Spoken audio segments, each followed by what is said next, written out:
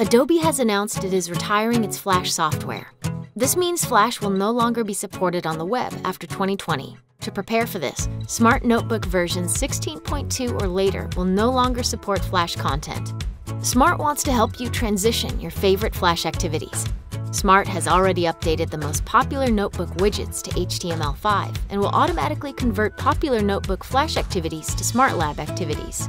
Flash activities that are not connected to notebook lesson content will open independently in a Flash-supported web browser until 2020.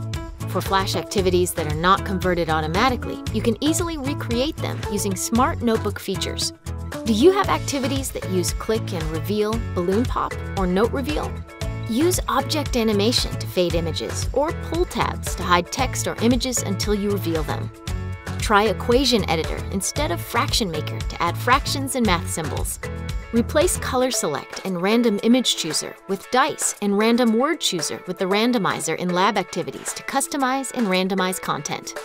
To teach students sentence composition and arranging activities, use Fill in the Blanks and Rank Order lab activities to replace Sentence Arrange and Image Arrange. For hotspots and timeline reveal functionality, use a Label Reveal lab activity.